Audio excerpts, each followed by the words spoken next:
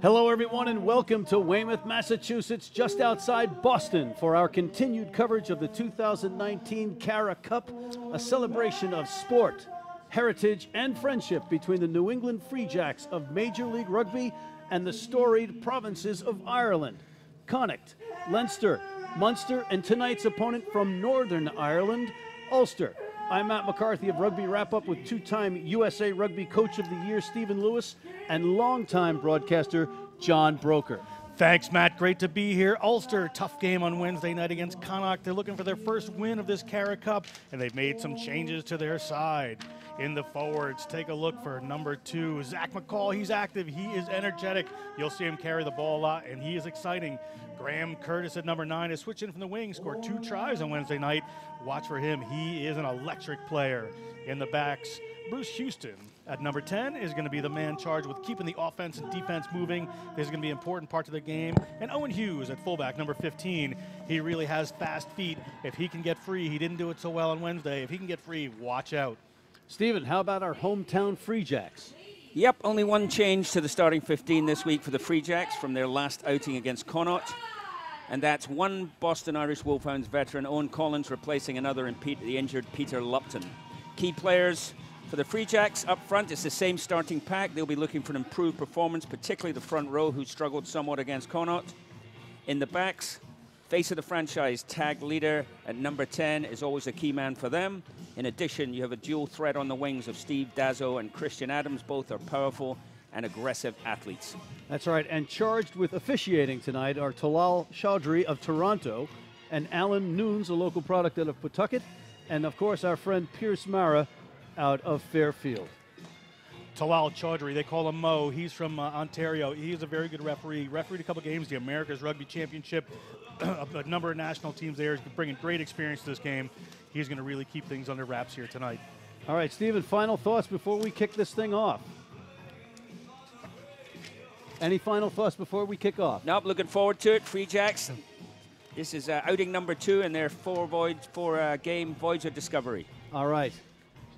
Bruce, I'm sorry, ladies and gentlemen, in the red, white, and blue are the hometown Free Jacks, and in the solid white jerseys are Ulster, and we are underway. Here's our kick to the Free Jacks, settling under it. And our first whistle, a knock-on. Just a bit of early nerves there from this Free Jacks team. They also lost to Connacht, so they're looking for their first win here and just got under that ball a little too quickly. They're going to want to shake that off pretty quick. Yeah, you know, guys, the nerves are bound to happen here in these kinds of matches, but right out of the gate, you don't want that to happen. All right, putting it in for Ulster will be number 9, Graham Curtis, whose dad played for Ulster and Ireland, so he's got rugby in his DNA. Bind. Set. And we're underway with our first scrum down. There's Dunleavy to Curtis. Ben Power taken to the turf. Free Jacks on defense, early in their own zone. It's your own guy. There's number 3, Corey Barrett. And there's the big fella, number 5, Jack Regan. And there's a knock-on, playing the advantage. The Free Jacks still driving. Taken to the turf. Advantage still being played.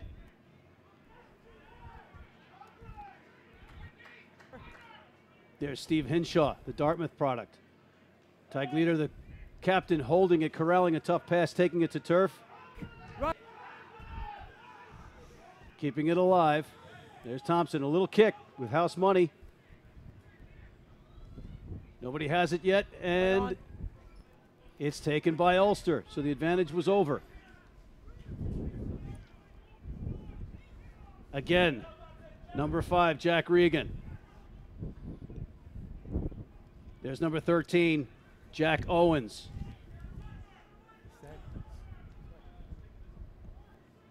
A big run by Callum Reed.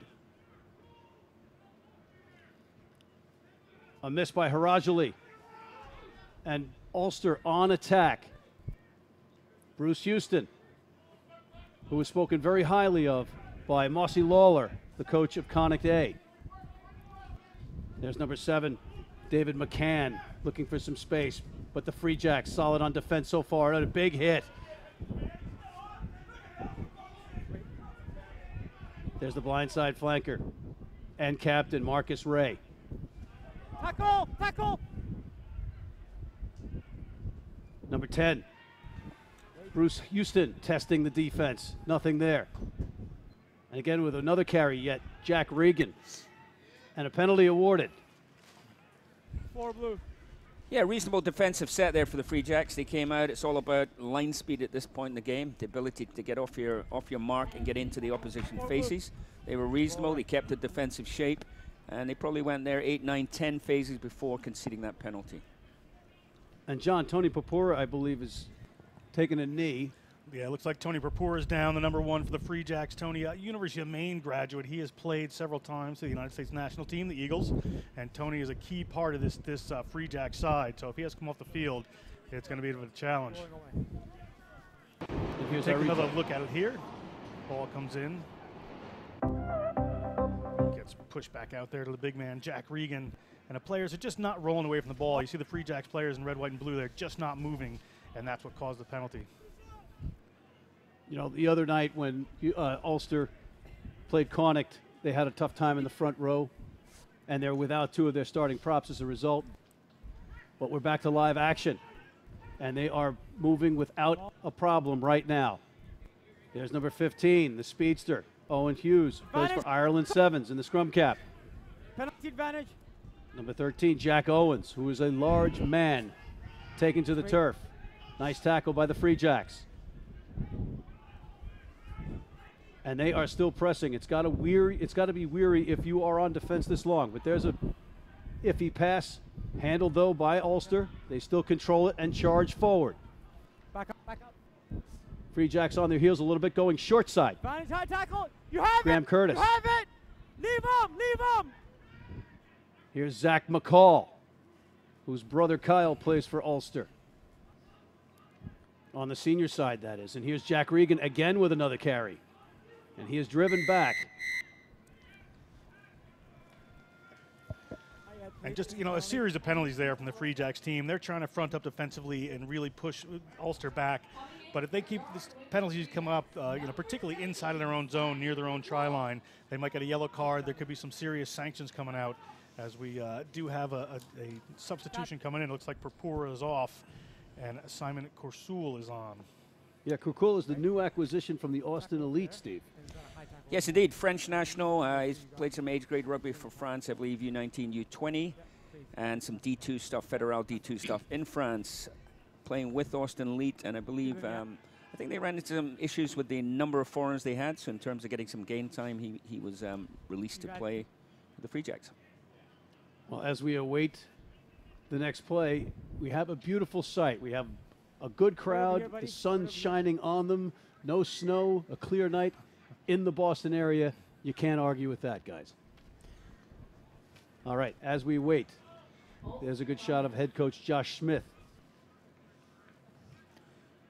Josh Smith, national championship winner with Mystic River in 15s twice, also a very accomplished sevens coach. He's the man at the helm here the first season of New England Free Jacks.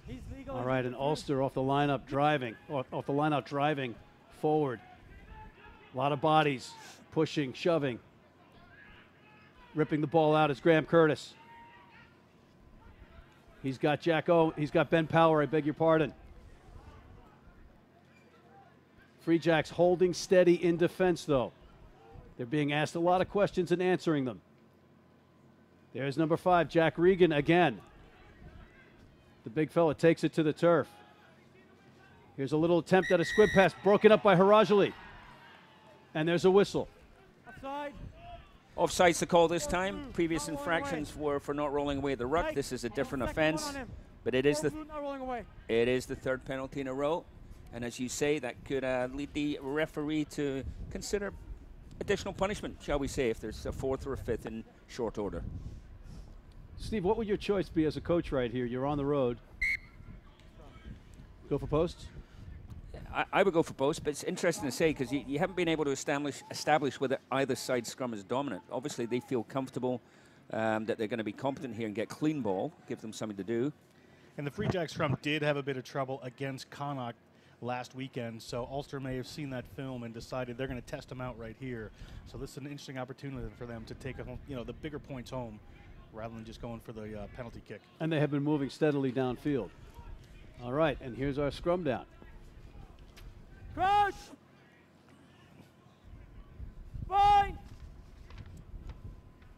Set. And Curtis puts it in. Goes to the back. Dunleavy has ideas of picking it up. He does. He gives it back to Curtis. There's a little switch. There's Curtis back in the play. He's all over the place. Driving forward. That's the captain, Marcus Ray. Pressing forward again is number 3, Corey Barrett. A long pass. Trying back to Bruce Houston. Again, Ulster controlling phases. There's Jack Owens working his way back in. And David McCann. You can see the Free Jacks spreading on defense, calling out signals to themselves, trying to say who's covering whom. Ball's down. Another whistle. Steve, we've had a lot of whistles so far. Yep, this would be the 4th. Looks like he's going to have a chat with the skipper. 8 blue. Kind of deja vu all over again, John. And he's calling out Pago Haini right here, then the very instrumental number 8 for this team. And he's gone to the pocket. And Haini gets a yellow card. He's going to be off for 10 minutes. And that's, we just said it before, penalty, penalty, penalty, inside your own zone. Something's got to give eventually. And now they're down one of their key players, the Free Jacks. It's going to be a bit tough from here. So you're down a prop, and now you're down a man with a man in the bin. You're number 8. So it's going to be tough going for the next 10 minutes at least. But it's a good test for the Free Jacks. And putting it into touch. Obviously now you want to make that man advantage count. The best place to do that is in a set piece, be it the line out or the scrum. Very difficult these days to defend a successful maul, and that's why they chose the line out. All right, Zach McCall throwing it in. Taken nicely. Here he is on the side, and did he get it in? Yep, just did enough for me for a touchdown there. Yep. I agree with that. And that's Zach McCall. We talked about him in the beginning of the game. He is just a powerhouse. 5'8", 220, Belfast native. He can really get it done across the field. He carries a lot, and he just spotted the space there. Well done. Yeah, I mean, that's just reward for the first 10 minutes of initial dominance. The game's been played in the Free Jacks 22. They've been put under pressure. Here we go again. As I said, very difficult to defend. They actually didn't really drive the maul. They just transferred the ball quickly back to the blind side. The hooker was there. So look from the other angle there. He just has to make a couple of steps there. The defense just opened right up for him. It wasn't a problem. It was solid defense on the part of Connor Kindergan, but it was that second effort by McCall that got the ball home and for the try. And here's a difficult angle for the conversion by Bruce Houston.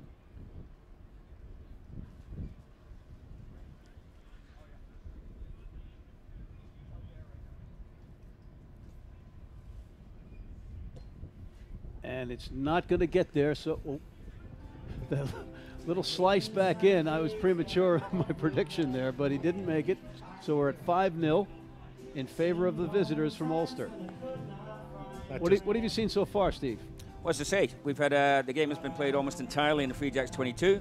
Ulster going through the phases, extracting, 3, 4, 5 penalties now, and that yellow card.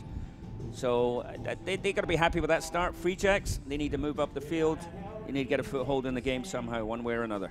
All right, well, Tig Leader will get the game started again with the restart. Again, his team is down a man as Haini is in the sin bin. There's a high kick and a deep kick. Here comes Ulster on a counter. There's a bit of a crack in the defense, but they hold. Taken to the turf. Here's Curtis. He's got McCann. McCann still on his feet. Here's a nice tackle.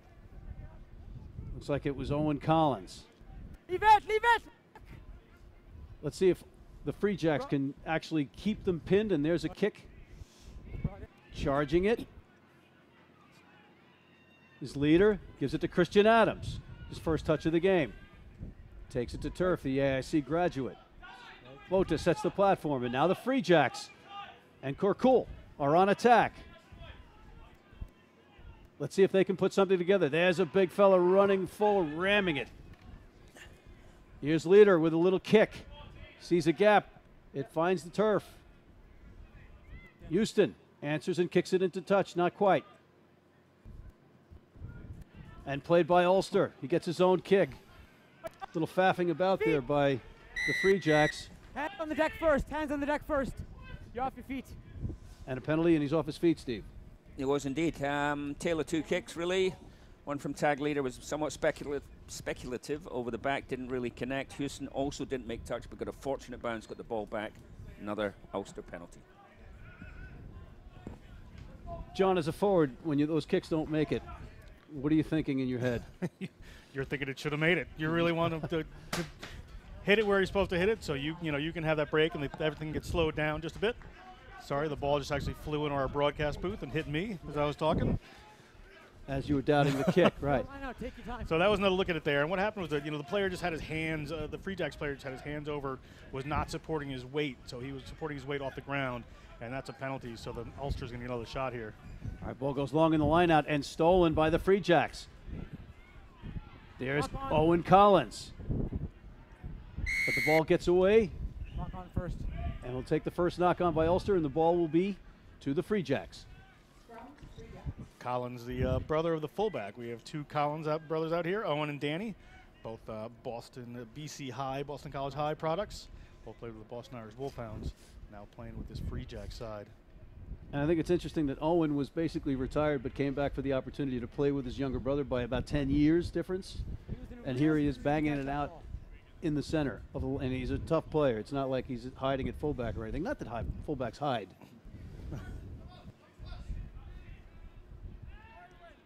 All right, so we have a scrum down. Crouch! This may be the first offensive scrum for this Free Jacks team tonight. Be interesting to see how they can hold this steady here. And Korkul, we'll see what his effect is. Here's Eric Thompson. Getting his own feed. And let's see what the Free Jacks do with this one. Nicely taken by Danny Collins. And on the outside with a big gap and some room is Dazzo. He tries to kick it, but inadvertently kicks it to Ulster. And the ball is kept alive by the Free Jacks. Advantage, knock on. There's Korkul with his first carry. Thompson. Leader again with a kick. Over! And another kick, and it looks like he's tripped. Will that be a penalty?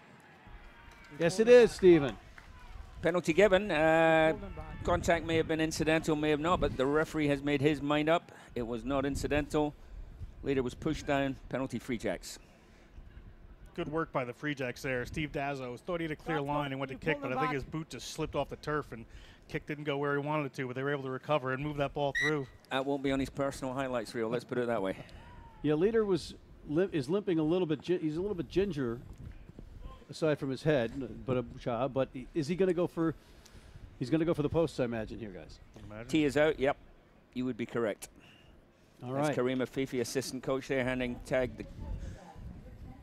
the T. Taking a look at it here, you see Leader just tries to chip one ahead to himself, and the number 4 there from Ulster just comes in, gets in front of him, McKee, and pushes him to the ground. So pretty obvious penalty there for referee Chaudhry to pick up. And Tig Leader is going to now get to put 3 points on the board, hopefully, for this Free Jacks team.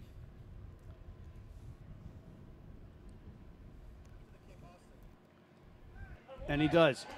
Hey, guys, let's throw it down to Austin Ryan on the pitch. Thanks, guys. It's the wind is certainly a factor here, as you've seen from the kicking game from both Ulster and the Free Jacks. A quick observation is that Ulster is looking to play its structure and make the Free Jacks play defense and starve them of the ball, while the Free Jacks are frantically trying to get on the front foot to attack. So good opportunity there for the Free Jacks to get 3 points. And guys, that's got to be a psychological victory as a man down. You go down and get points, you respond. That certainly is. I mean, that's an important thing for them, is to get on the board, to know they can score, and to really keep driving it forward. And as you said, without Pago Haini, one of their big carriers on the field, that's a huge moment for this New England Free Jacks side. And they have the ball. There's Leader again, who just nailed the penalty kick. Settling under it. His counterpart. Houston charging downfield. He's got some room to ramble. Dishes it off nicely. There's the blind side. Captain Marcus Ray. Charging back on defense is the Free Jacks. And they get a turnover. You're off. No, they don't. Yeah, this has come about from a loose kick by tag leader there. He was put onto his other foot. The kick was in the middle of the field, pretty high, pretty speculative again, to use that word. But gave Ulster the opportunity. They marched down the field, and here we are with them with an attacking line out going in again. I can see now. Yeah, they're going for the tries. And you like that, especially with a team on the road. But, you know, they're a mix of youth, they're a mix of experience, and this is part of that. And here's Zach McCall with another throw-in. One try today from McCall. If he gets to the back of a maul here, this could be a second try for him. That's a tactic of many teams these days, to put it in, get the bodies together, try to drive it over. All right. That's once. You got to use it. He's through the middle. He's through the middle. He's okay. Trying to charge through, get some forward progress. Not a lot going on, but Curtis gets it out. Away, Tyke. Appears to David McCann. And in for the try, untouched, is number 12, Ben Power. And just like that, guys, they got another try. Yeah, the Queen's University Belfast Center there, just no problem. There was a wide open line. All the defense was kind of pushed in there for that Free Jacks team, and just an easy walk in for him. So another attacking line here. Second time round, more traditional. They go to the middle. They look for the hooker, Zach McCall, to come onto the ball. First score, of course, was a similar attacking line out, but short move, short side move. But they're 2 from 2 essentially. There's the other angle, John. And you see McCann go down there on the ball, and they just put that ball out, no problem. Power had a clean look for the line here. You'll see it just from the other angle. So great setup there by the forwards, and just an outside open there for Power. No problem. Engine room doing the work once again for the Glory Boys. Right. All right. I'm okay. Never going to get back on side. Here's Haini is back into the game, boys, so we're full strength. 13-3 if you're just tuning in. We are here in Weymouth, just outside Boston, for the CARA Cup match between the New England Free Jacks of Major League Rugby and Ulster's A. Here is Tig Leader of the Free Jacks with the restart. A nice high kick. Taken nicely by Captain Marcus Ray. Here's Graham Curtis.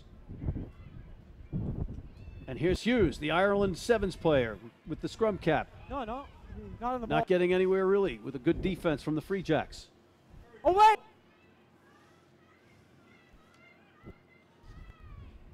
More possession, Jack Regan dishes it off.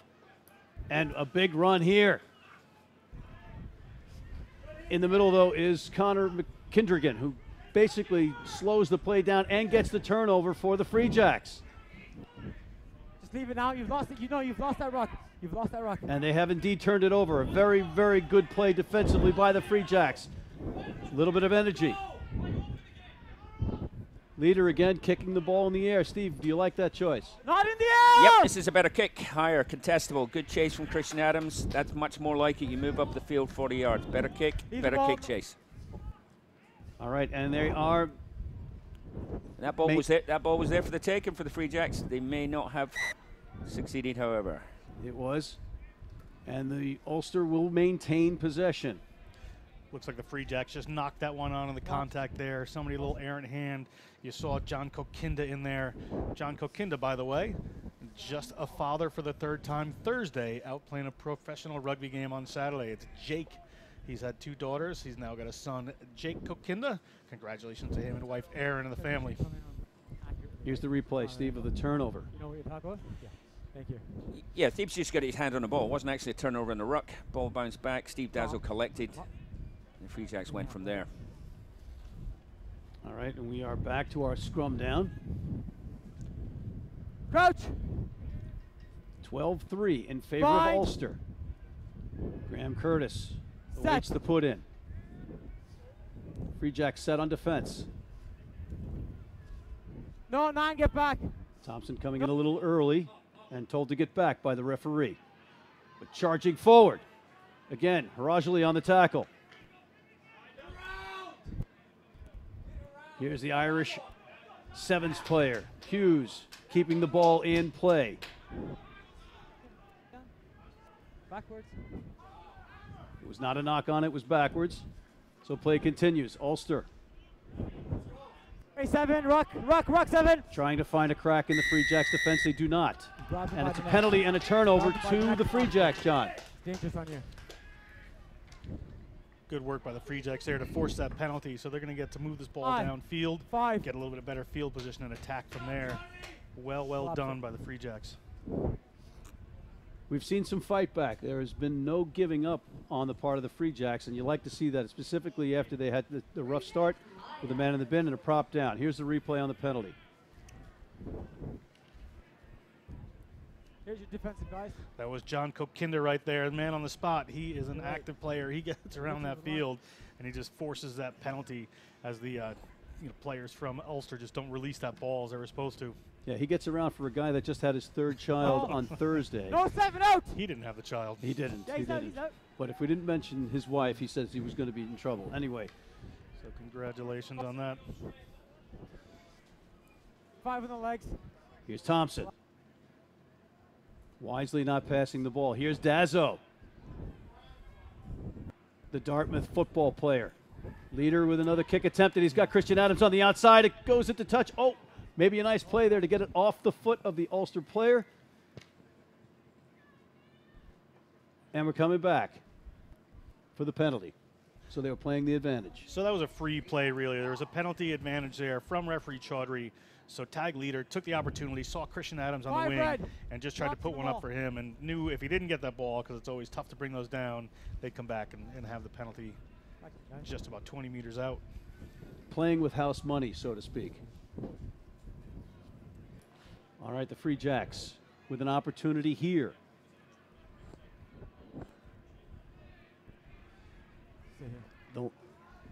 Here's the line out. Steve No legs, Hinshaw, okay? the No Southern legs, Cal no kid, Dartmouth co-captain, Step off. getting ready to throw it in. Hold. No. I need you to maintain your gap, please. From defensive mark, don't come in. There are please. 3 Dartmouth players on the squad of 23 for this Free Jacks Time team. on. One of the really great rugby colleges in the States that produced a number of players. Captain of the current Olympic rugby team, Just stay there, Madison okay? Hughes. And one on the coaching staff. James Willocks is helping out with the defense for the Free Jacks too, Dartmouth head coach. And we'd be remiss if we didn't mention Alex Magleby, CEO and co-founder. But back to live action. There's Hinshaw of Dartmouth crashing forward. Gets the ball out. Free Jacks charging forward. There's Haini with the try right up the middle. And they are back in this. That is how you answer getting a yellow card. He let his team down by being a number of serious penalties down there. He had to take the hit for it, spend 10 minutes off the field, comes back on the field, and within a couple of minutes, Haini dots down for the score. Huge play for them. And we'll take a look at it here as you see Owen Hunt go into that contact, and Haini just spotted the space. The team, What a yeah. beautiful, beautiful move by him. Just sees the little space here. You see from the other angle. Just right under the sticks, or right next to him anyway. Yeah, and they got some joy there from being direct, right? Both Hunt and Haini went straight forward up the gut. Maybe that's important things to come. Here's Leader with the conversion. Your wingers are gonna And we have ourselves a match, gentlemen. It could have gone either way early. The Free Jacks showing resilience and some grit, withstanding some early pressure and answering the bell. John, you've seen the Free Jacks often. What's different about this squad tonight? I don't see it so much as different as much as I see it as growing. this team's going to be in Major League Rugby, the U.S. professional competition next year, and every game they just add pieces and get better and understand how to play in this kind of pressure, and they're certainly showing that right now. They're absolutely full of fight, every single one of them, and they're putting together some good rugby. All right, there was a bit of a messy restart, resulting in a line out on the far side from us, and you can see fans milling about in the stands, everybody figuring out that there's professional rugby here in New England, which is great. We've got different venues that we'll be at in this CARA Cup. As we await, I beg your pardon, it's a scrum down. I thought it was going to be a line out. Won't be the first time I'm wrong tonight. Or the last. We'll let you know. See, I was wrong there, and you picked up on it. Very good, Steve. Paying attention. Bind. Another healthy turnout here. It's a good sign for professional rugby in this part of the world. It's Sunday night in March. Good turnout. Yep. Here's Curtis. Gets it to Houston. Houston getting it out to his big fella. He gets the ball back, and he kicks it. Going to test the Free Jacks defense deep, and they answer right away. Getting back there, Hughes, the Irish 7-star. And he takes it and tries to turn the corner, dishes it off nicely. There's number 11. That's Ben McCackey. Come on. Come on. And a penalty awarded to Ulster. And you see the referee there just saying, come on. That was one of the most obvious penalties we're going to see. That was just coming in from the side on Collins. He didn't get back behind. Once a guy goes into the tackle, you get back behind the ball, come in from your own side, and he just didn't even attempt it. Yeah, Steve, when a referee says, come on, to you, you know that you've probably done something wrong. Something pretty obvious, it would appear. Yeah. You know, I really like the Free Jacks, what they're trying to accomplish right now in this game. They're kicking the ball a lot. They're keeping it down the Ulster side of the field because you see the pressure they get under in their own zone. And they're really working to play down in the Ulster end. Very important. As we take another look at the penalty. It may not have been Collins, it might have been Harajli that did that, but nonetheless. All right, and the Free Jacks take control. There's Haini, the try scorer, making up for his time in the sin bin, certainly, as John pointed out earlier. There's Leader with a nice little kick off the pass, showing some skill. No, not off the side. Ulster has the ball. They're on attack. There's number 7, Dave McCann. Nothing here, guys. And another whistle. Lots of stops and starts, Stephen. That's the physicality of the Free Jacks team. They're just putting in some big hits, and it's stopping things up. It's creating some turnover ball here, basically. So we're going to have a scrum here for the Free Jacks after a big hit knocked the ball loose. Steve, how would you grade the refereeing so far? Yep, it's been pretty good, in my opinion. Again, this CARA Cup, we've actually seen some terrific referees coming over, and it certainly helps the standard of play. It helps teams when referees communicate clearly and are in charge of the situation. So he's played his part, as have the other referees in the previous games. Hey, let's go to Austin down on the pitch, guys. Austin, what's the energy like there on the sideline? Well, we mentioned earlier Pago Aini is making up for the yellow card or the sin bin, and with the try, and you could see the fire in his eyes as he was sitting out for 10 minutes, came back right on and added a lightning bolt of energy. And with the Free Jacks now within one score here, you can feel the professionalism and their class really starting to show. As for Ulster, they're looking composed, nothing like they haven't faced before. Professional grade academy, just looking to play a quality rugby match. Back to you guys. All right, there's Harajli with a strong carry, requiring many Ulster bodies to take him down, and Ulster interfering in that passing and taking it away. There's Hughes, the Irish 7-star again, mixing it up on defense and helping earn that turnover. Leave it. Right in there's the referee pointing out where the Free Jacks need to be in the meantime. Here's number 13, Owens, who is a large man at center. Another large man, Regan, with another carry, taking it to turf. Also trying to get some rhythm here, but the Free Jacks keep throwing them off. Right there's an example. Nicely done by Dazzo. who, although he's a wing, is right in the middle of the field, the ex-football player from Dartmouth. There's a nice move by the speedster, but he is taken down nicely. And a nice play by the Free Jacks to turn that over defensively. And that's Owen Hunt right in the middle of it, guys. Yeah, I've been impressed by this kid. He's got through a bundle of work here tonight. He's busy at the breakdown, works hard, puts the tackles in. Solid player with a good future. Cleveland kid started playing rugby at St. Edward's High School. 21-year-old now. He's certainly making the rounds. As we'll take another look at it here. Hughes really just, tries to go and gets himself isolated. And right there, hands on the ball, just wrenched on there. He's not letting go, and they couldn't clear him out of the way. And if you see that, it was Hunt that made the tackle, got up, sprung up, back into play, over the ball, earned the penalty. Textbook stuff. And here's the Free Jacks. Hinshaw. Throwing it well like a baseball player would. Right here in the shadow of the Red Sox, the champion Red Sox. Free Jacks looking to take the lead. And there's a whistle, and it's going to be turned over to the Ulster side, guys. Yep, that's a wasted opportunity there for the Free Jacks. Attacking line out, clean catch. Something went wrong between the catch and the referee's whistle. And Ulster was able to just keep him up in the air there, so the ball gets turned over. So Ulster gets to put in here at the scrum. Great camera angle there and there, making our job a little bit easier. But it'll be good to see that there's a little bit of pressure on defense from the Free Jacks right here. Force them into a kick that they don't want to make or a play that they don't want to make. And, that's basically what modern rugby is. Force mistakes, keep the ball. And there's another whistle.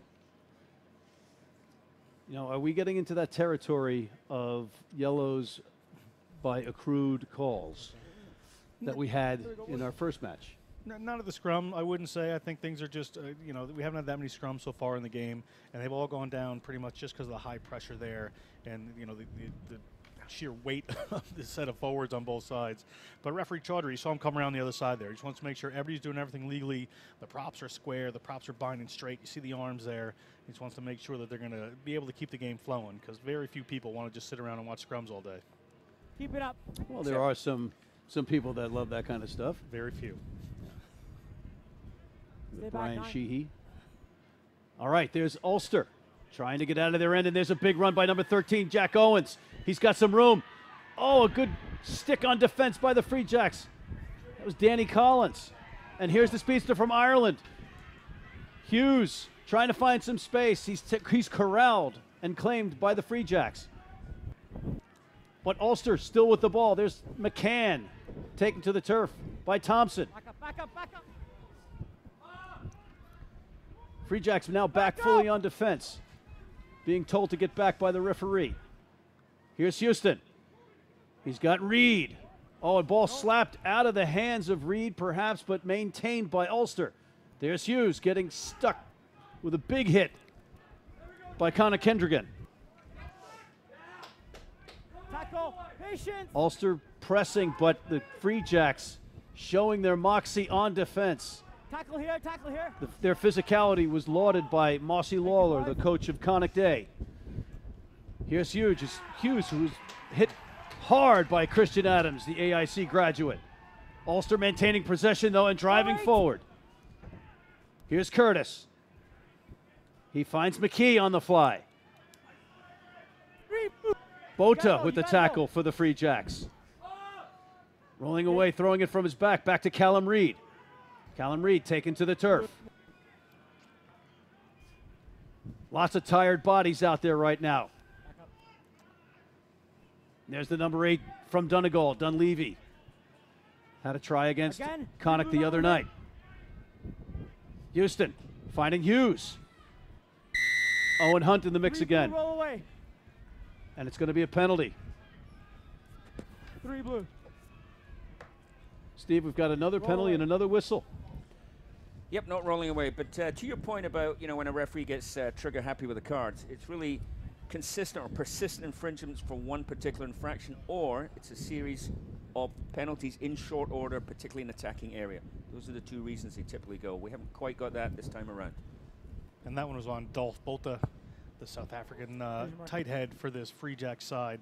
Just didn't roll away from the contact area. So Ulster will have another opportunity here. Just go inside. I'll meet you that way. Bota capped with his one cap from the Cheetahs in Super Rugby, and also had played with the San Diego Legion. That's right, one cap wonder. Better it has been than it ever was, though. Exactly. I have a one cap He's man through from the middle, he's Glasgow to okay. my right in this booth. All right, but in the meantime, back on the pitch. Oof. A pile up and a whistle. All right, guys. Ooh, I think the Free Jacks got away with something there. It looked like Steve Hinch wanted me. It popped out of the back of that He's come maul through and the then just middle. latched onto He's one of gonna their go for me. players. And they're going to maintain possession. Looked like Thompson looking at Leader with a little bit of surprise and relief. Thompson, of course, from UCLA, went to the London School of Economics, and now he is a Harvard grad student. So My he's name's smart John. with the Yeah, ball. so he's a fairly intelligent guy. Yeah, Triangle. he's one of those slackers. He's probably a halfback then, right? Straight. Probably 9 or 10. Smart kid.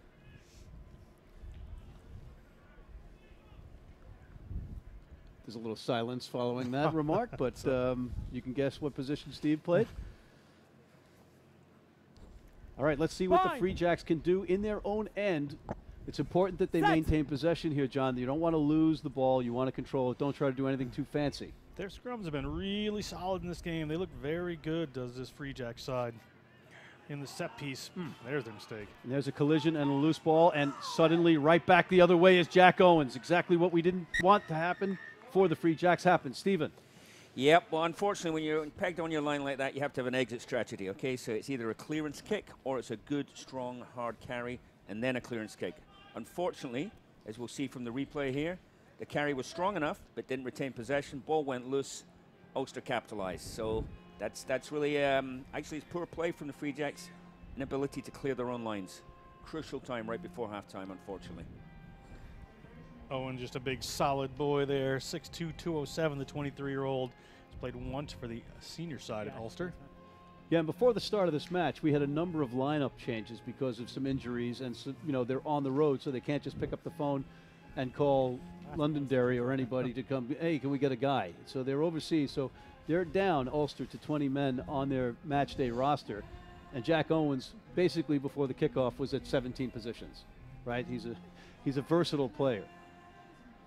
And you just saw his dexterity there. But despite everything, even if this conversion is made, the Free Jacks are in this match. Certainly are. As Houston lines up. And Heine comes to charge it. Is he premature? Does it affect the kick? It looks like he pushed it wide. Yeah, no good. It's No pressure flags. from Heine.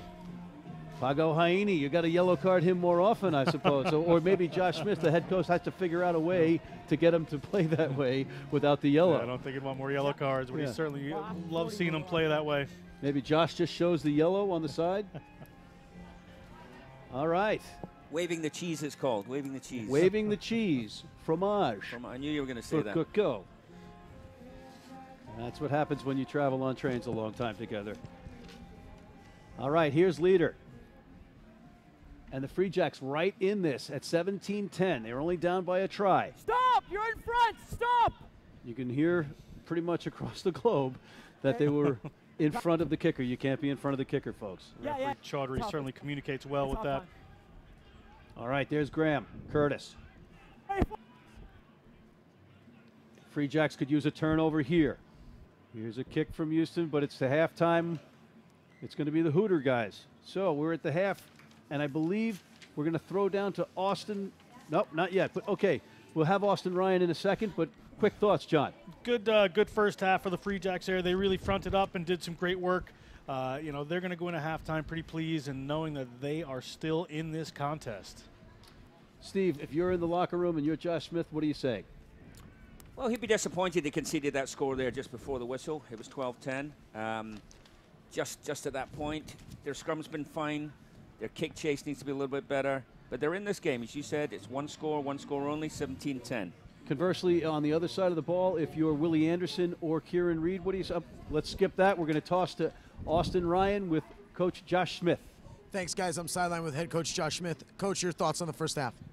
Yeah, it was an improvement from last Saturday. I thought in attack with ball in hand, we looked pretty solid. We're struggling to exit. We've given up 12 points, not executing our own zone. We're going to sort that second half. And what's the message to the boys in the dressing room as they come out for the second half? We could be a bit more creative in attack. We kicked a few of the balls away when we probably had some overloads on the outside. I think our best half is in front of us. Good stuff first half, Coach. Good luck the second half. Thank you. Guys, back to you in the booth. Guys, thank you, Josh, and thank you, Austin. And we have this, don't go away, our toss to our St. Paddy's Day package.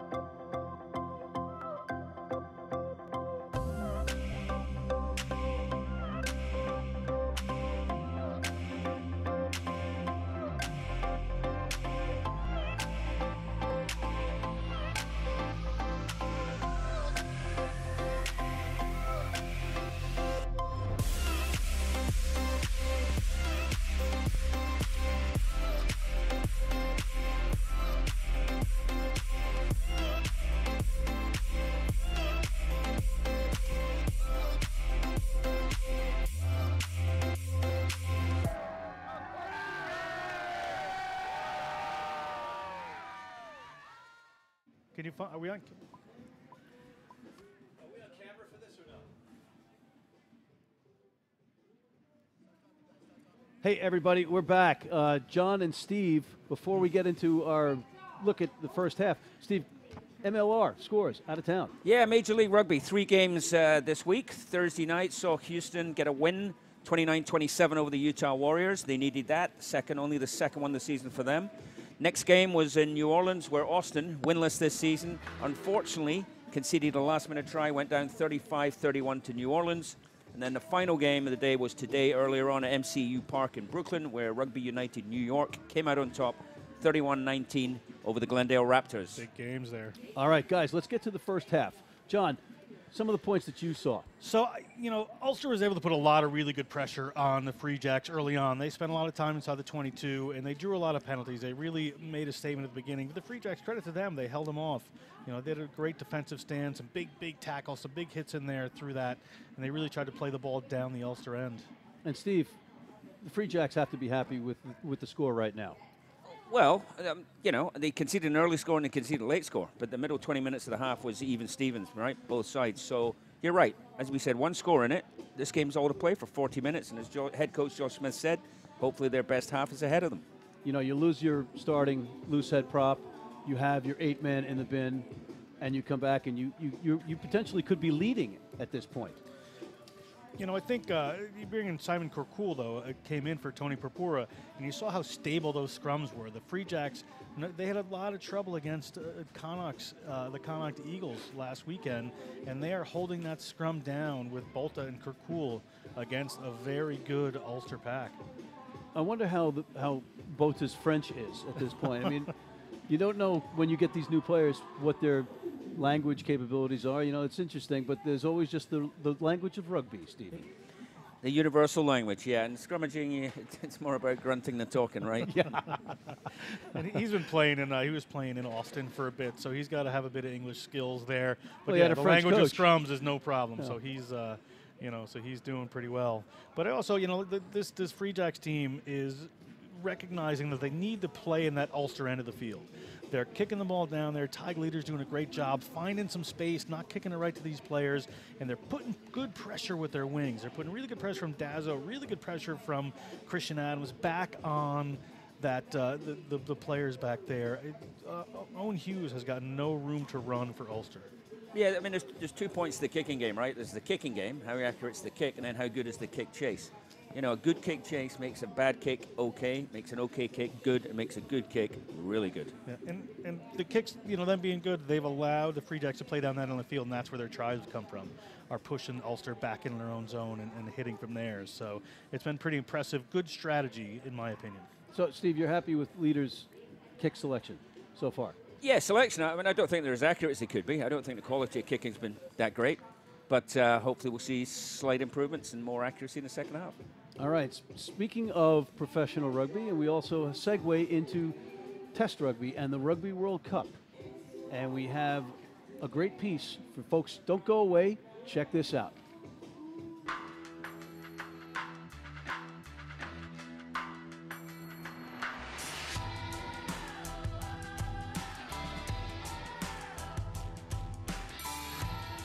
I'm working at the Imperial Hotel in Tokyo, and this area called Ginza, so which is center of Tokyo.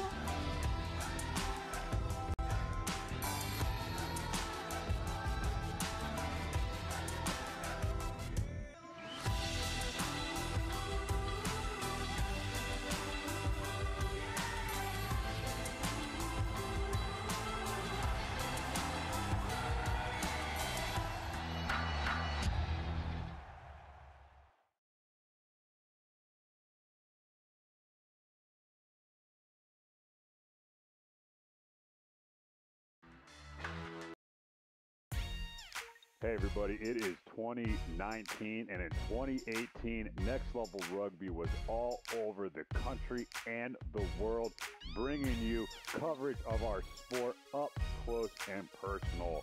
It all started in Denver, then headed out to Vegas, and then next thing you know, we're in New York City, Japan, Austin, Texas, and a bunch of other places all across the country. But we would really like to thank the players, our fans, and most importantly, our partners that are helping to drive the growth of American rugby here in the United States and beyond.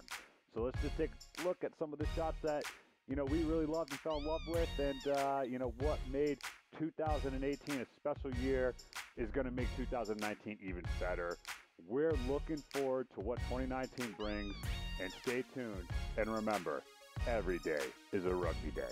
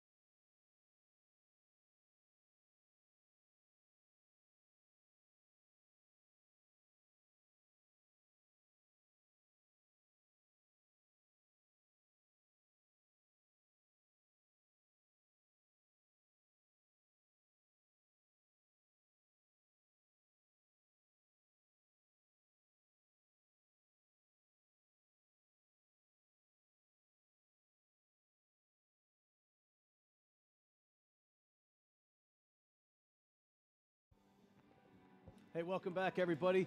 John and Steve, we've got a good second half of action coming up in front of us. What can we expect? I think we can expect some big action here. The Free Jacks, they know they're in this. And if Americans are good at one thing in rugby, it's the physical part of this game.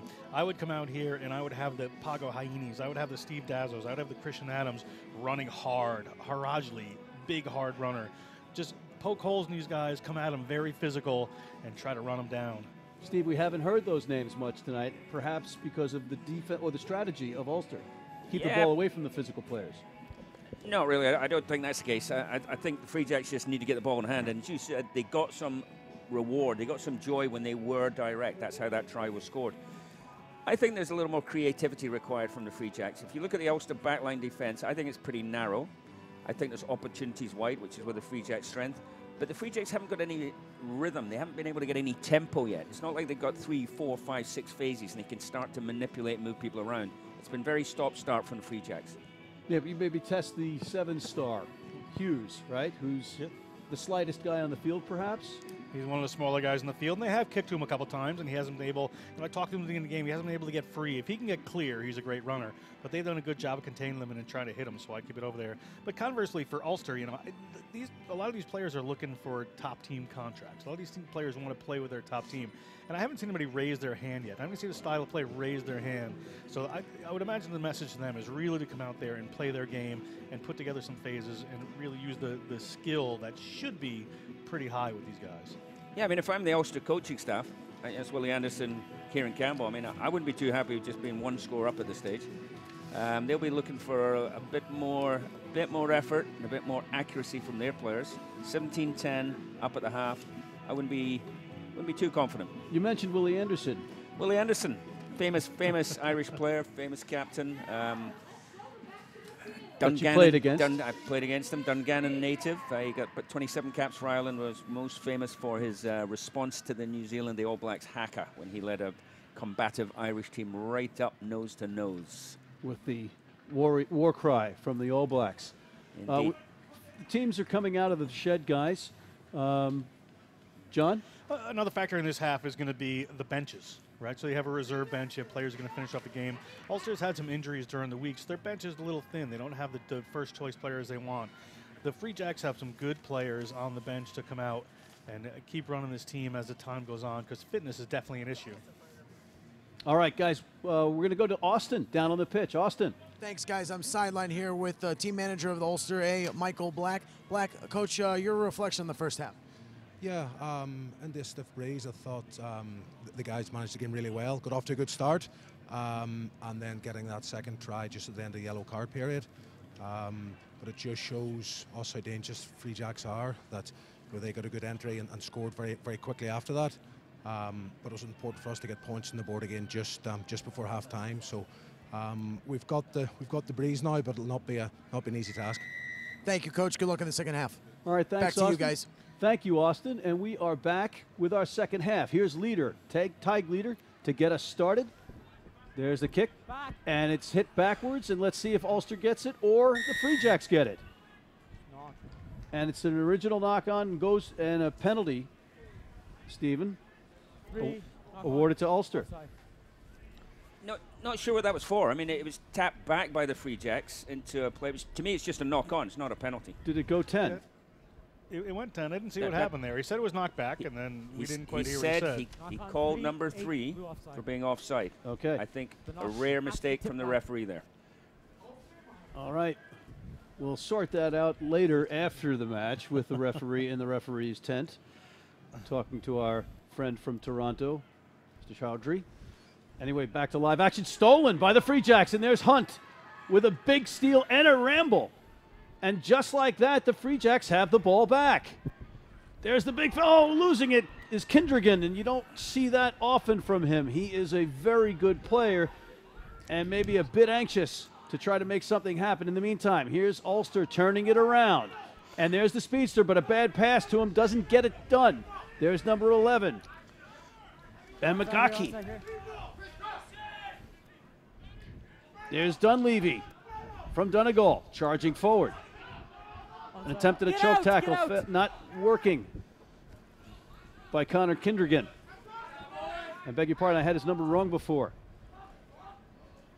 Here's Dunleavy. Barreling forward. He had a try against Connacht out of the shed in the second half in their previous match. Trying to mirror that now, perhaps. There's Zach McCall. Graham Curtis. A nice little pass out to Power from Jack Owens, a try scorer. Right in the mix there is Jack Regan, and there's a kick from Ulster. And It may be directly out and brought back. Go ahead, John. Great pressure there from the Free Jacks. Just a lot of hard hits, a lot of pressure, contesting at the rucks there. When the ball went in the tackle, they forced Ulster to kick the ball down there, had him a little rattled. They put it directly into touch, directly out of bounds, so they're going to have a lineup back where he kicked it from. Yeah, this is a good start for the Free Jacks. You know, even though they had the turnover, here they are again, poised to get right back in this. And they turn the ball over on a line-out perhaps, and then there's a knock-on, and there's a bit of a mess going on. Yeah, a right bit of now. sloppy rugby there. Throw was over the top. Didn't connect with his catcher, and unfortunately Ulster player also knocked on, so double trouble, both sides. Yeah, I'll see. You think it's a case of people trying to do too much with the ball, or? Not at this stage of the game, no. There's a couple of miscues there. Yep. Nothing in it, really. I think I'm now 3 for 3 in having you guys disagree with my potential scenarios here. Good. We're on good footing. All right, here we go with Thompson. Crouch! I beg your pardon. Here's Graham Curtis of Ulster. The jersey thing gets a little confusing at certain points. I apologize. Curtis, a Zimbabwean-born player for this Ulster squad, went to school in South Africa, made his way to Northern Ireland after a time, currently plying his trade up here. Well, his dad played for Ulster and for Ireland, and then they moved down there. So a lot of synergy between Zimbabwe and Ireland, apparently. Well, we have synergy here between the Free Jacks and these provinces as we get back to live action. There's Graham Curtis. We were just chatting about putting the ball in. Takes it from the base of the scrum. Goes long with it. Perhaps Ulster trying to open up the defense a little bit. There's Christian Adams in the chase there. And there's the speedster. Owen Hughes finding some daylight for the first time tonight. And back out to his backmate. Ulster charging. Opening up some spaces. There's Dunleavy. Houston finds Power. Power rambling downfield with a long pass on the outside. There's Zach McCall, the hooker, on the outside, charging down, taken down by the Free Jacks, and a whistle. High tackle. Looks like a high tackle, guys. Another high tackle from the Free Jacks there. That's going to get him into trouble, a little more trouble going. But there he was, Zach McCall again, already scored a try. Out of the wing was the hooker. Good run from him, and stopped only by an illegal tackle. All right, it's going to be a kick into touch for the line out. And we'll perhaps try to get that play back to see what exactly happened. And we do indeed have the replay, John. Tackle's low, guys. Tackle's low. And this is, just a pass out here, and it's Hughes. And it's the footwork you're going to see. Well, actually, that's not Hughes. It's the power breakaway. And it's just a lot of good footwork there. All right, here's the line out. Taken by the captain, Ray. And a big charge from Callum Reed. Did he get in or was he held up? Trying to sort it out is our referee, Chaudhry. Yeah, that was a well-worked move off the back of the line out there. So line out mode, they're looking to go to the middle typically, set it up and drive. They didn't do that. They flicked it open side to on-rushing player, and Free Jacks did pretty well to hold that up. Good job by Tig Leader there to get in. Tig Leader, the scrum, fly half, holds that one up. Here's the replay, John.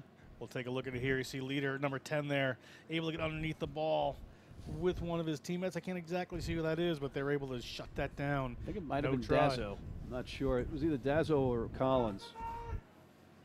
But nonetheless, the Free Jacks holding on right now. This would be a big stand for them if they could at least limit the damage to 3 points. Crouch. Bind. Christian Adams leaning against the post. There's not a lot of room to maneuver down there if you are the Free Jacks on defense. Graham Curtis at the back. Maybe it's going to be Dunleavy with an 8-man pickup, mirroring what he did against Connacht the other night. On the spot. On the spot.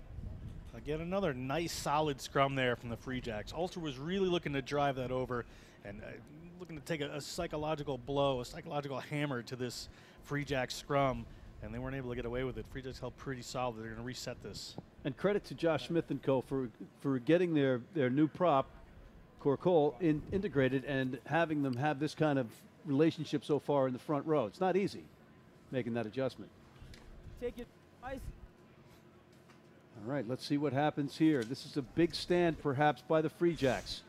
There you see Adams again hugging the post. Not much room. Rajali right there. He's a big fella, right, ready to make the tackle. Owen Roach. Collins. Tig leader on the other side. Bind. Ready on defense. Here's Curtis. Set. Ball's in. Watching Dunleavy. Advantage. Playing the advantage. And here's Curtis scooting in for the try while playing the advantage. And just like that, Ulster with another try. That's his third try in CARA Cup action. He had 2 on Wednesday night. Another one now, switching from the wing, but he is a really nippy little player around those scrums. Yeah, and there was no hesitation whatsoever. He knew exactly where he was going with the ball. A nose for the goal line, a nose for the try line, rather, and he gets it home. Steve? Yep. Well, here's the issue here. So when you're a defensive scrum and you're under a little bit of pressure as they were there, you need all 8 men down to hold the push. What that does, though, is give an opportunity to the scrum half. Yeah, well done by Curtis. Here's another angle, John. And this is just scrums going backward. Good work by the Free Jacks. But with that, they just left a little space open there, and Graham slips through no problem.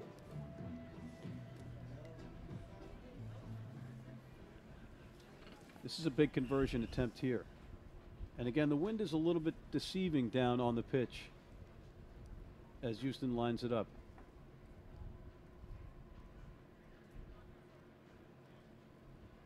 And the kick is up. And it is good. Nicely done by Houston, who according to Mossy Lawler of Connacht A, was a force when he came in off the bench against them the other night. Right now it is 24-10 to the visitors from Northern Ireland as the Free Jacks, Tig leader and captain, gets ready to restart our match. Just about 50 minutes into this CARA Cup. 10 minutes in this. That's right. Another try there. Good. Ulster be pretty happy with that. You know, one thing that Mossy Lawler also spoke about, we bring him up because he was the common denominator, the Connacht Eagles against both these squads. He beat both these teams, or his team beat both these teams. He said the physicality of the Free Jacks was impressive, but he didn't think they could last for 80 minutes doing it. We'll find out tonight. And that's where they'll rely on those bench players to come out and make a big impact. All right, still driving. There's a little K9, Christian Adams with his first opportunity. Handles it after a little bit of a hiccup, bouncing it forward off his chest, but maintaining it, rolling forward. Here's Thompson. Here's Courcol, the Frenchman. Barging forward. Leader looking for his back line. There's Collins, Danny Collins. 7 out! Rajali helping on set the platform. There's Leader with a charge down the short side. He's got Haini, the score from earlier. Nicely done defensively by Ulster. You see that man charging at you. It's a brave move to take him down. But the Free Jacks, and there's Haini again up on his feet in the center of the action. Free Jacks showing a lot of energy here. Ulster complaining to the referee, not getting the call. Thompson to Leader. There's Collins. Kindrigan out in the line of Harajali. A no-look pass to Christian Adams. He maintains possession. Free Jacks showing some life. Tackle! Oh, he's down. Oh, they turned it over to Ulster. Ulster now. Oh, ripped again away to Harajali. Turning the ball back and forth, and here is Thompson with a try, a spectacular try down the short side. I got to give 2 people credit for that try. First is Haini on the other side of the field. You saw his eyes. They were like high beam headlights. He just wanted to run some people over. Made some huge ground, make big dents in the defense there. And then what work by Harazi on the other side of the field to free that up for Eric Howard. Yeah, he's a terrific Eric and Thompson, underrated sorry. player, in my opinion. He had a crack. He was out at Chula Vista with the 7th squad. Got 1 cap. And then seemed to be discarded somewhat prematurely. He's a good athlete. You saw there he's not scared to get in, ripped the ball out, made the break for the scrum half, made the opportunity for his scrum half. And And a great finish by Thompson. And you know, Jack Owens could have been called for not releasing the ball there as well. So that would have been the call if they didn't come away with this. But excellent there for this Free Jacks team. And just when you think the Free Jacks are about to cave, they fight back, showing that New England sports grit that we all know so well, gentlemen. And for a New Yorker, that's tough for me to say. But here's Ty Gleeder with a important conversion. And Steve, I know that you think professional kickers, this is no big deal. This is their bread and butter. It's what they're paid to do. That's why they get the big bucks. That's why Ty Gleeder is rolling in dough. But we saw him make many of these kicks. Yeah, he certainly can hit this. Not unreasonable for Leader. And it does not find the posts, unfortunately. But we have a ball game, as they say, Stephen. Yeah, but I mean, the importance of kicking, as you've seen in Major League Rugby throughout the season. I mean, you had Windsor from Houston nicking over 7 out of 7 or 8 out of 8, whatever he did. That's what these guys are paid to do, and it's critical that they come through. All right, let's see if they can maintain the momentum, the old Mo. Let's see if the Free Jacks can come back downfield again. There's Christian Adams. We talked about him getting the ball more often. A little bit of a high tackle by Zach McCall, but not really. Well done to hold on to the ball there by the big fella, Connor Kindrigan. Owen Collins met by a sea of Ulster jerseys. But the Free Jacks maintain possession. It's lost on the outside, and a kick and a scramble and a whistle. Going to be a penalty there against Dazzo. That was a deliberate knockdown of that ball. Instead of going for the intercept, he just swatted it away. And is he going for a consultation with Pierce Mara about a potential yellow? I've got it covered. Intentional knock on. No, I'm happy with the tackle. It's an intentional knock on. All right, intentional knock on, no card, gentlemen. It's somewhat fortunate not to get a card there. That's something that referees have been very hot on this season. And typically, you'd see some color from the referee's pocket there, but not this time. Free Jacks can consider themselves somewhat lucky. However, they're still under the gun. And if anyone was questioning whether Steve Lewis was a homer, you just got your answer right there. And that gives Ulster an opportunity here to take that score back they just gave up. They're going to look to drive this one in. Nice taking the line out by Ulster. There's Power trying to barge through. And let's see if the Free Jacks can hold on defense. They have before. They need a defensive stop desperately here. Or maybe limit the damage. Here's Curtis to Houston. And there's all alone on the outside, Owen Hughes. Owen Hughes just didn't even have to show off that footwork or anything there. Just a good work by the whole team to open up the space for him. And he's in for his first try of this CARA Cup. Here's the replay, Stephen. Wide open on the outside. Wide open needs. I mean, for the Free Jacks, that's just really spacing. And it's really getting set on the third or fourth defensive set there. Didn't quite manage it. 2 men wide on the left, unmarked. Shot at Hughes. He's qualifies. Born in Wales. Qualifies for Ireland. Played sevens with an Irish grandmother. Gets his first try here. I have an Irish grandmother, and I didn't qualify for anybody, so it's not that easy. You still have to play the rugby, right? Well, there's eligibility and there's talent, right? A couple of different things there. No talent here. But there's talent in Ben Houston. Let's see if he makes this kick. Bruce Houston, I beg your pardon.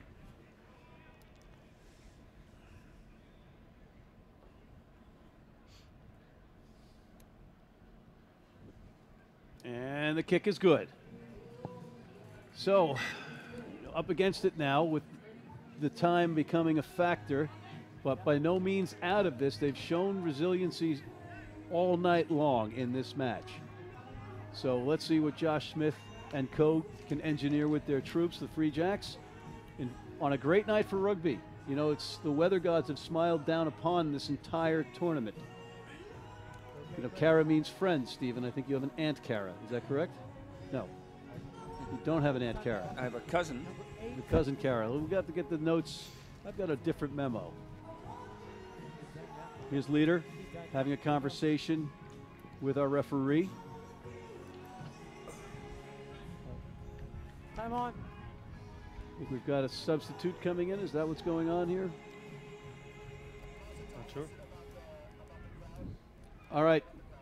Austin, we go down to you on the pitch about the crowd, my friend. Well, it's kind of hard to hear you guys, to be honest. Despite the score line, this Free Jack faithful still stern and unyielding in their support of this local team. Very competitive game. You can hear the bone-crunching hits from the Free Jack defense and the energy from the sideline, mustering them, willing them to get back in this game. Back to you guys.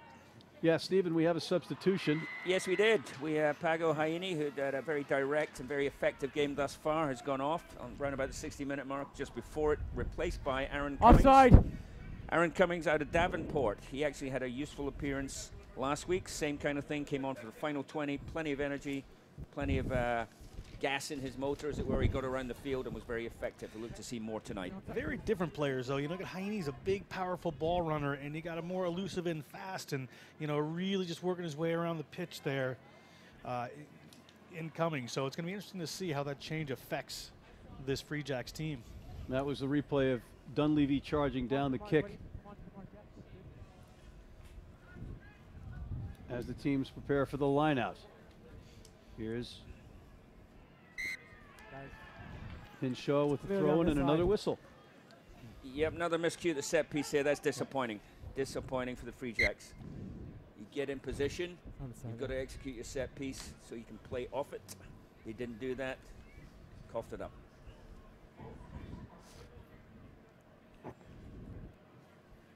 Is it a question of maybe the players not being familiar with themselves, with each other rather, because there's been a bit of turnover? There's also been the flu going through the Free Jacks. A little bit of illness, but the players are getting familiar with one another. But it's just a little pressure there. Flu's no excuse for a miscue and a missed throw. And let's be honest here, these guys are working. They're at their practice facility at 5 a.m. 3-4 days a week. They've got plenty of time to get this right. They've been working hard, which is to their credit. And as their head coach, Josh Smith, said, there's no divas at 5 a.m. in the morning. unless there's handbags at dawn, right? That's with a Henshaw, Delmar, California native. If you want to give him something, maybe he's just cold. But he has been playing at Dartmouth, so that shouldn't be a reason either. All right, the cold, hard truth from Steve Lewis and John Broker. Unforgiving over here. All right, here's Curtis. Looking for some assistance from the referee, and he gets it. Team blue early. Yep, early push there from the Free Jacks. Here's Houston. A long high kick, and he finds touch. A nice kick. Here's the replay. Yeah, you saw this come together there, and the Free Jacks just drove a little bit early. And good work there by Curtis. Curtis with the gamesmanship. The number 9 for Ulster just throws the ball up in the air. Says, "Sir, referee, let's make a call here." And now they're able to move it way downfield. Although it'll be a line out for the Free Jacks here. So the tide has turned a bit in terms of the referee in the booth here. Okay, if you're gonna come off No, line out, so an early push like that, there really is no excuse. There was nothing you can do. No, well, a referee, by this stage in the game, you should be familiar with the referee's cadence, right? They don't change it.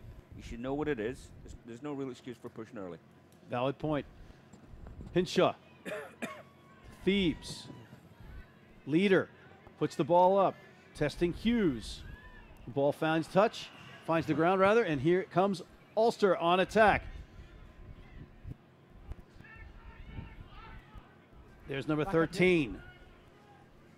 Jack Owens. Houston to his prop. Corey Barrett couldn't handle it, and the Free Jacks have earned a turnover. There's our newcomer. Aaron Cummings with his first touch. Thompson to Leader. Knocked on by Dazzo. offside. Or it was offside, sorry. Thought Cummings did a really good job there. He was a little bit isolated when he got that ball by himself. Good work on the ground to get his teammates there and be able to win that. But they drew the penalty anyway. You know, you saw some frustration on the look of Dazzo, perhaps maybe not being in the mix as much as they'd like to have him in the mix. There's Leader with the kick into touch. And off that penalty, they just play the territory game again, put it down on the Ulster end. Free Jacks will have the line in here, an opportunity to attack. They need to put some points on the board here. They got under 20 minutes to go in this game, and they would love to get a win out of this with a little bit of a hill to climb. Oh! There's Cummings taking the line out. Free Jacks driving. No legs! Work. Impressive drive by the Free Jacks, going short side. Kindrigan. Thompson finds Owen Hunt, who barrels forward. Still with the phases. There's Hunt. He finds Collins, driven back by a staunch Ulster defense. Here's Kindrigan. Leader looking to the outside. He finds Dazzo, who puts a shoulder down. Bota, the South African.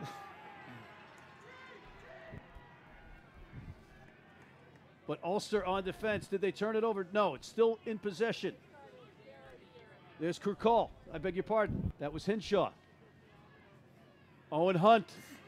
A little bit of risky pass to Christian Adams, but isolating him against Owen Hughes. Oh, a nice tackle by Hughes at the last second. Just wait. Here's Thompson. Leader. Away, away! Kindrigan. Club Player of the Year in Ireland, D1. Wait. And there's a break on the outside to Free Jacks, but without the ball. Unfortunately, a turnover. There's Owen Hughes speeding forward, running into the defense of the Free Jacks. And again, Ulster finding some room on the outside.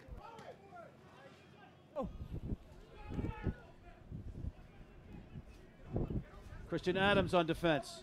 Free Jacks holding on. Magaki. Great job by Christian Adams. And turned over by the Free Jacks. Well done, John. You are right. Hard run forward by the Free Jacks. That was Dazzo. Off your feet first. Starting to get in the mix more and more. Yeah, penalty advantage, Blue. Guys, leave it, leave Thompson it. to Cummings. Hey, let's go. Cummings leans forward. And there's a knock. But it was a penalty called. Advantage played. But to my mind, if you've got a penalty advantage called there, and it's a long advantage, hey, then do something with it. I got it. Leave Take the chance. It's essentially a free play.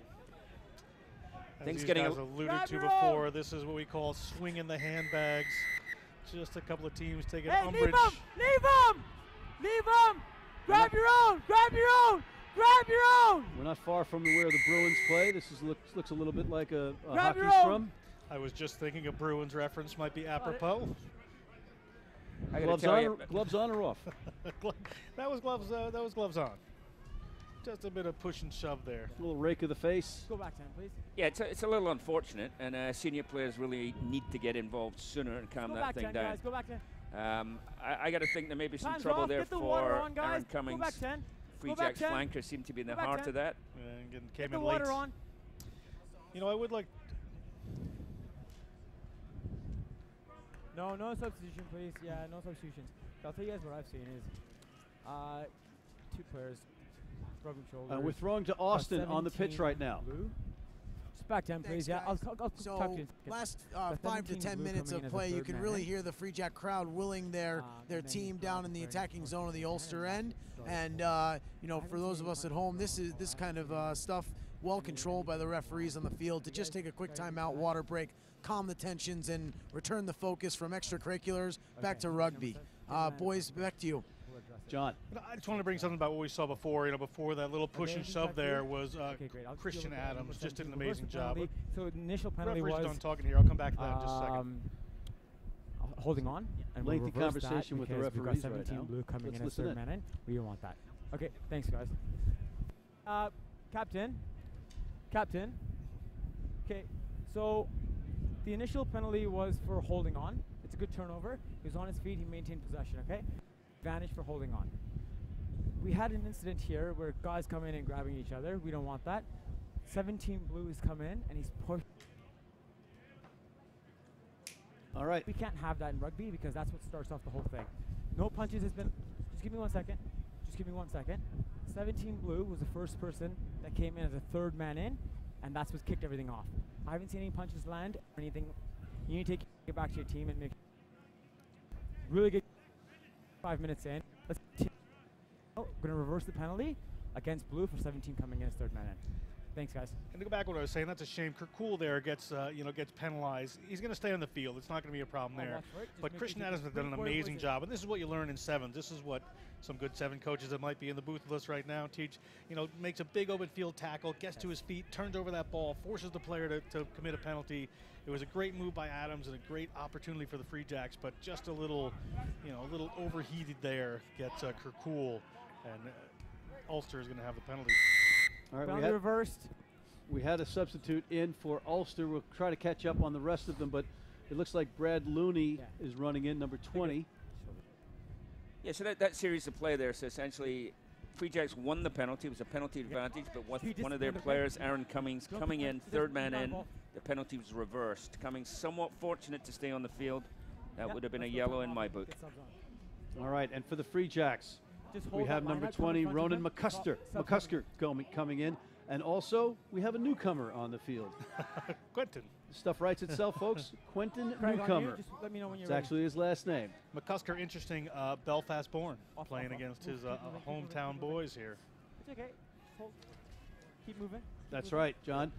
And interesting to see if that translates into a try for the Free Jacks. He's a large man. Bota coming to the sideline after a pretty good game.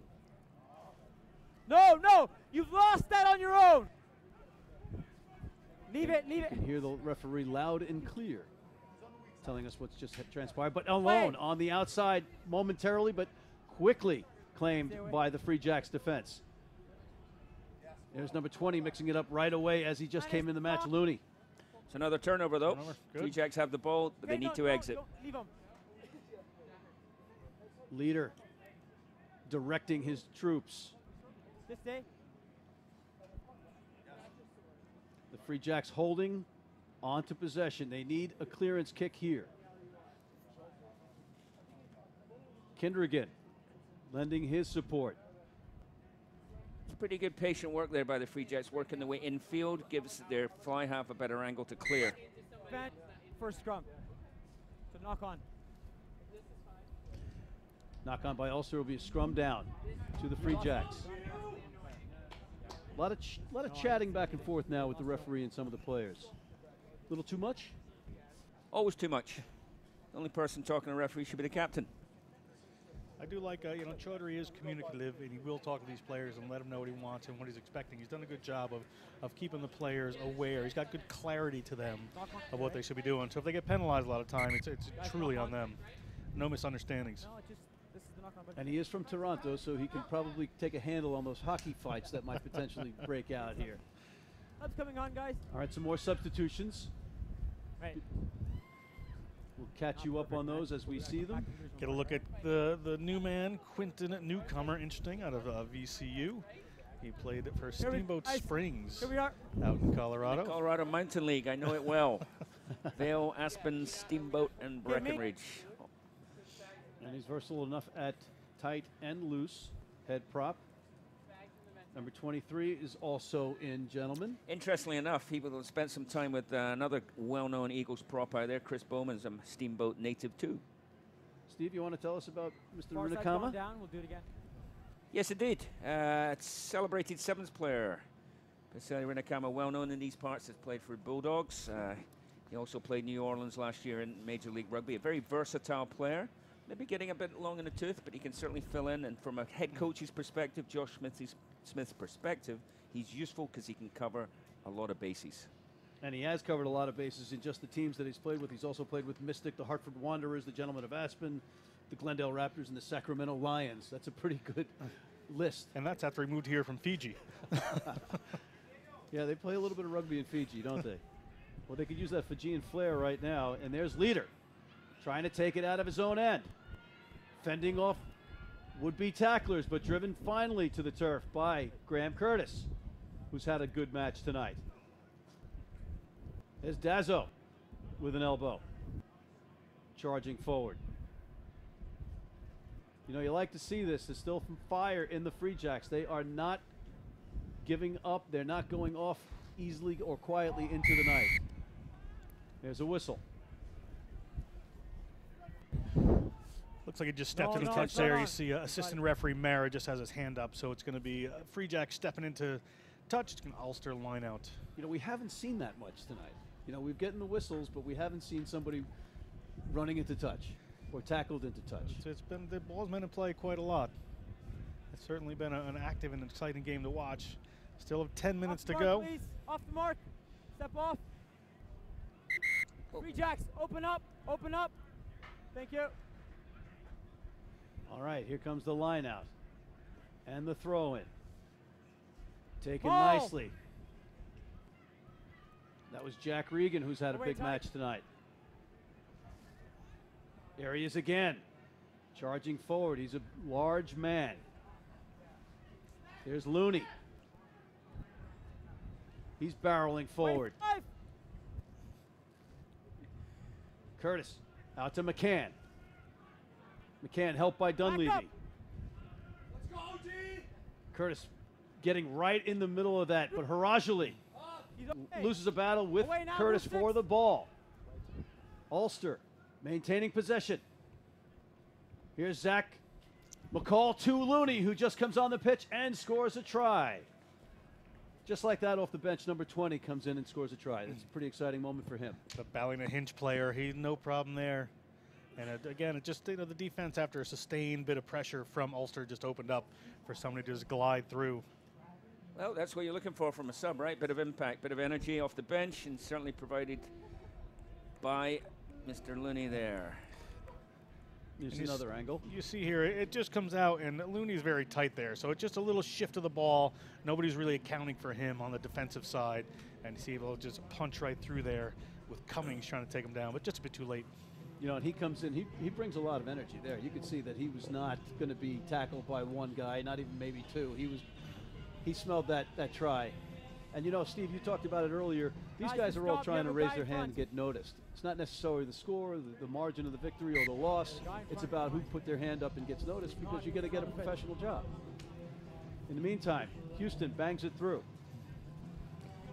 And perhaps what we talked about with Coach Lawler, Mossy Lawler of Connacht, saying the physicality of the Free Jacks, tough for them to sustain right now in terms of the fitness level. What do you think about that, Steve? Yeah, well, I mean, it's in the old days you say a part-time side or an amateur side, but both these sides are training on a regular basis, so you shouldn't be using fitness or strength conditioning at this level as any kind of excuse.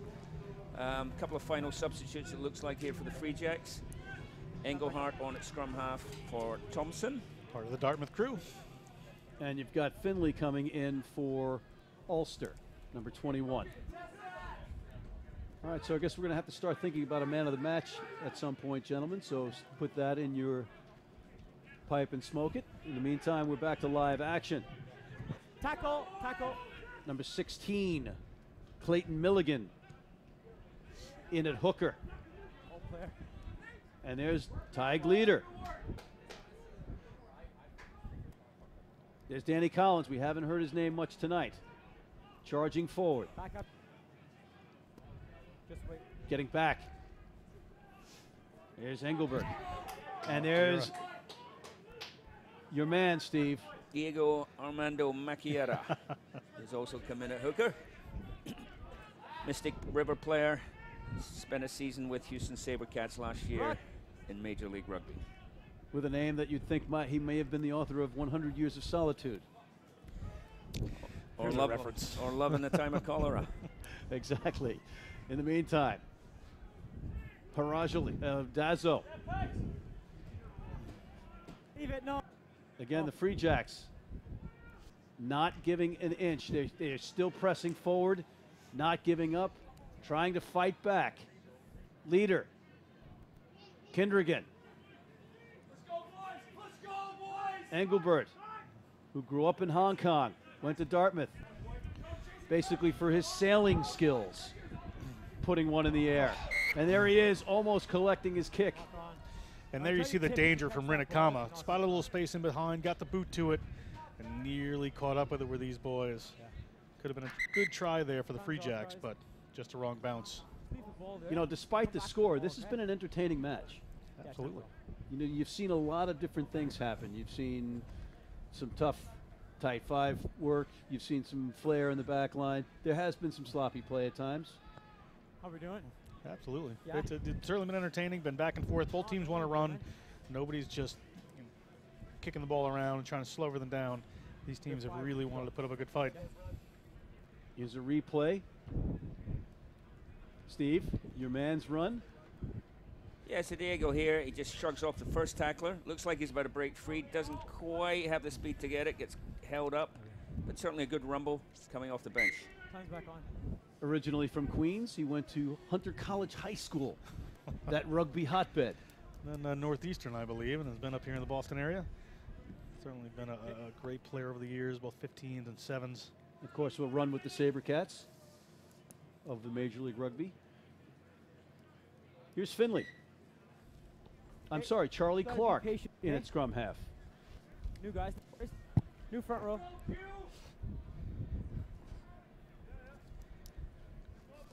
And we've got a few new faces, of course, in that front row, as our referee has let us know. And we've got 2 new scrum halves.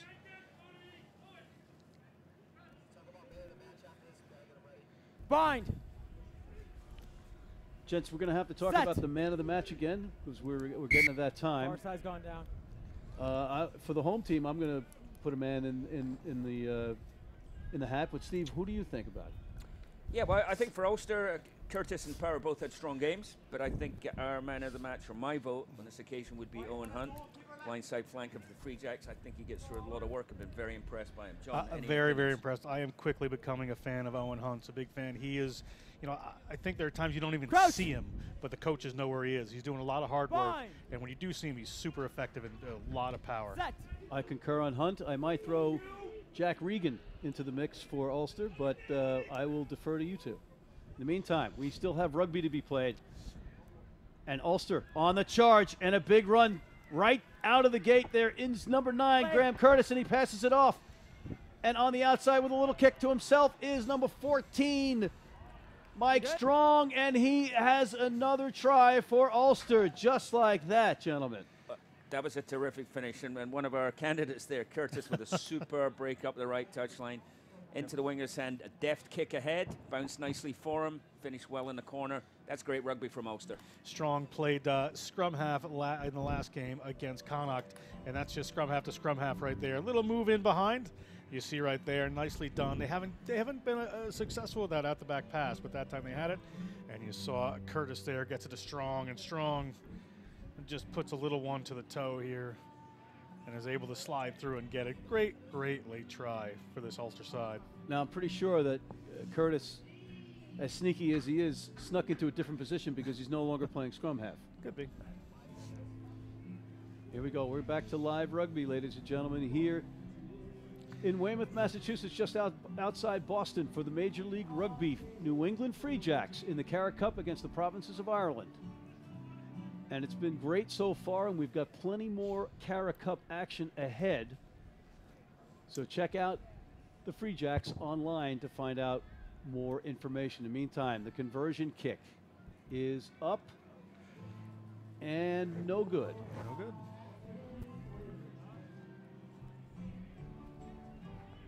Well, I got to say, from a personal standpoint, this has been an absolute pleasure to be working with you guys. Beautiful night here in New England. Well, if only we could say the same, Matthew. Oh, touche. Touche.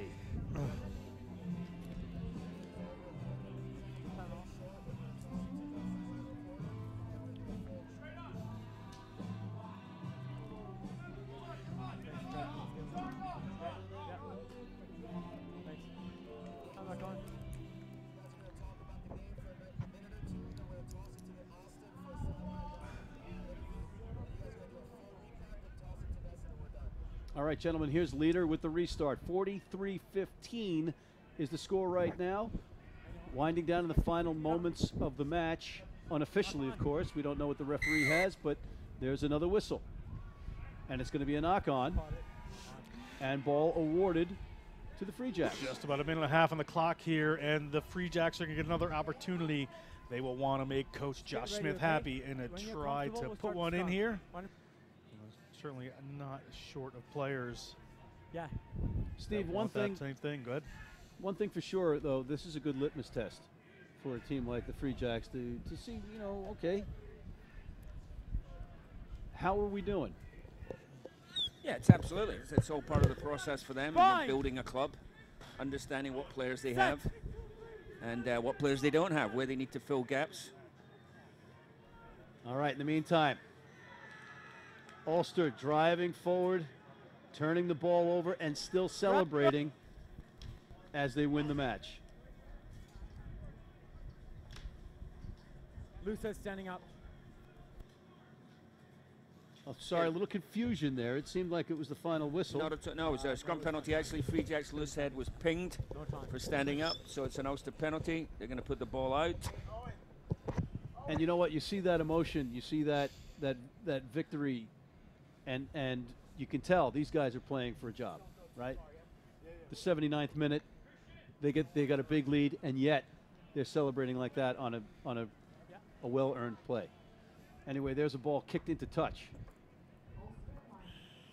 by Ulster on the penalty. Yeah, one final roll of the dice. They've been quite inventive at these lineouts. Let's see what they have here. No, it's pretty traditional. Looney to Finley. Straight out the back.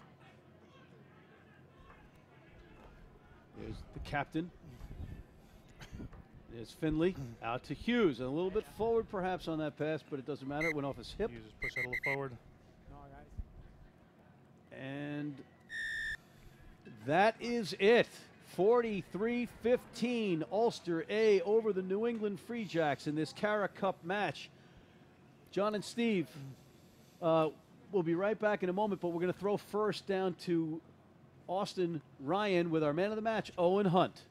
Thanks, Matt. I'm sideline here with Owen Hunt, tonight's man of the match. Owen, congratulations. Excellent work rate out there. What are your thoughts on the game tonight? You know, what we got to do as a team is, be more disciplined. We got a lot of stupid penalties out there, and if we just bring the discipline back, increase our discipline, and we put the phases together, I think we can really, we got a powerful team out here, A lot of guys out here can really pack a punch, so we just got to work on staying more disciplined, I think, and just working on building our phases together and stretching the defense across the field, and things will open up for us. All right, well, Owen, we appreciate it. Good luck in the rest of the CARA Cup. We appreciate your effort. Congratulations again. Have a good night, and we'll see you next game. Boys, back to you. All right, thank you, Austin. And Owen Hunt, guys, is all of what? 21 years old, 22 years old? Owen Hunt is 21 years old. All right, so he has got a bright future ahead of him. And I think that we agreed that Graham Curtis would have been the man of the match for Ulster. Yes, right. Certainly would have. Great job there at scrum half. Yeah, it's a very satisfactory finish for Ulster, okay? They lost the first game against Connacht. They come over here, they got 2 games. They want to leave with a win. They got their pride, and this was a solid performance from them. A little, the scoreline, I think, flattered them somewhat, 43-50 in the final, but they certainly were good value for their victory. I was going to say the same thing. I think that scoreline isn't reflective of how this game was played. The Free Jacks kept at it. They played really hard. They did things right. It just, those little breaks went Ulster's way, and they were able to put the points on the board.